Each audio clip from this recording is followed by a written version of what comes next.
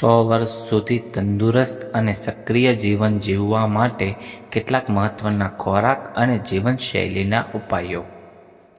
પહેલું, લીંબુ પાણી. દિવસની શરૂઆત લીંબુ અને ગરમ પાણી સાથે કરો. આ પાચન સારું રાખે છે અને શરીરને ડિટોક્સ કરે છે. બીજું, સબ્જી, લીલા શાકભાજી. દરરોજ લીલા શાકભાજી જેવા કે પાલક, મેથી, બ્રોકોલી ખાવા જોઈએ, જેમાં વિટામિન અને મિનરલ્સ અને એન્ટીઓક્સિડન્ટથી ભરપૂર હોય છે. ત્રીજું, દહીં, પ્રોબાયોટિક્સથી ભરપૂર. દહીં પેટ અને પાચન માટે ખૂબ જ ઉત્તમ ગણાય છે. ચોથું, અખરોટ, ઓમેગા-3 ફેટી એસિડથી ભરપૂર. અખરોટ મગજ અને હૃદય માટે ખૂબ જ લાભકારી છે. પાંચમું, દાળ, પ્રોટીનનો સ્ત્રોત. દરરોજ દાળ અથવા પલ્સનું સેવન કરો, જે પ્રોટીન પૂરા કરે છે અને શરીરને મજબૂત બનાવે છે. છઠ્ઠું, મગફળી અથવા બદામ. મગફળી અને બદામ ચરબી અને પ્રોટીન માટે ખૂબ જ ઉત્તમ છે. સાતમું, હળદર. હળદર એ એન્ટી ઇન્ફ્લેમેટરી ગુણ ધરાવતું તત્વ છે, જે શરીરને ઇન્ફેક્શનથી બચાવે છે. આઠમું, બાજરી અને જુવાર.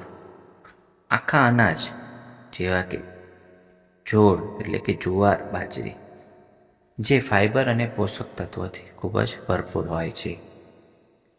નવમું, ફળ, એપલ, નાશપતિ, કેરી.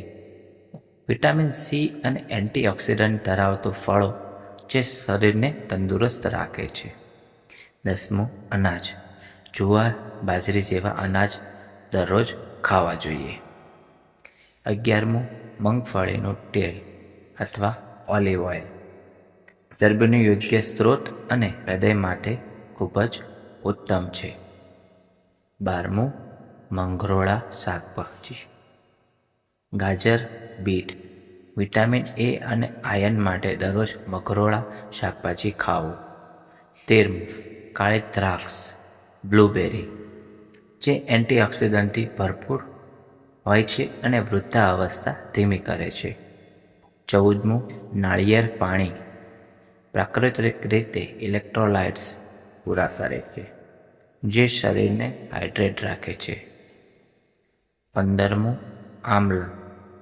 વિટામિન સીનો સારો સ્ત્રોત, શરીરની રોગપ્રતિકારક શક્તિમાં વધારો કરે છે. 16મું, ફાઇબર સમૃદ્ધ ખાદ્ય પદાર્થો. પૂરી, પાકી ગોંધણ શાકભાજી અને ફળો પાચન માટે ખૂબ જ સારા છે. 17મું, મધ. પર્યાપ્ત માત્રામાં મધ લેવું જોઈએ, જે આરોગ્ય માટે ખૂબ જ લાભદાયી છે. 18મું, ઓટ્સ.